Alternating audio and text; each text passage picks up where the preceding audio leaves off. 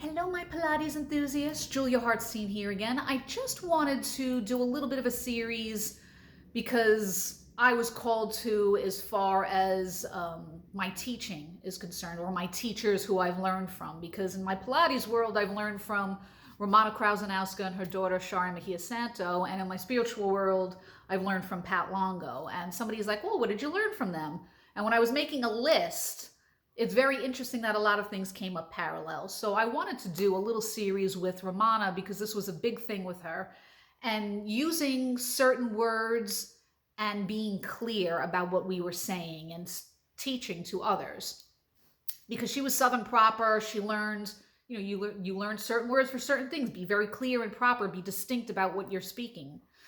So into this, one of the things that, Romana was particular about is the word, or when people would say in Pilates, tuck, tuck your, no. Romana did not like that word tuck. Like, you did not say that word in front of her. She'd be upset, and she'd make sure that you knew why and what and how to change that, because it's important to know what we're doing. So when you tuck, and I think I can physically show you as well, right? In Pilates, a lot of times when we're learning to find where our powerhouse is and anchor in this area, right? Because so many of us arch and throw our rib cage out and do all this funky stuff.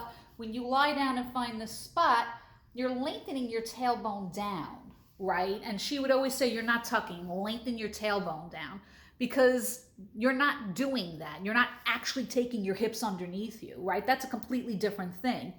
Does it feel like you're kind of tucking your pelvis? Yes, it does, because it tends to tilt a little bit. And so in order to get it and lengthen the tailbone down, but you're lengthening your spine. And that's why she was so particular about words and teaching. As a matter of fact, as an apprentice in the program, one of the apprentice meetings we had that Shari was doing, apprentice meetings, you were asking questions about exercises and the test and what do you do for this injury? Excuse me. And Shari even went on one time saying that, she was on the phone with her mother, and I don't remember what word she used, but her mother went off for like 40 minutes about how not to use that word because that's not proper and that's not what it means. And Shari's like, oh, whatever. So it's very important what words you're using in teaching and doing Pilates. You want to be aware of what you're saying, how you're saying it, what you're actually doing. Because again, back with that word tuck, you're not actually tucking. You're just lengthening your tailbone down because it's out of whack for whatever reason. Pilates is putting you in alignment. That's what we're doing. So I just wanted to share that little tidbit with you. I thought that was interesting because I will be paralleling that in my spiritual healing as well. So, but it's very important, just as Pilates standing alone. It was very important to use specific words because you're teaching. You want to be clear and distinct.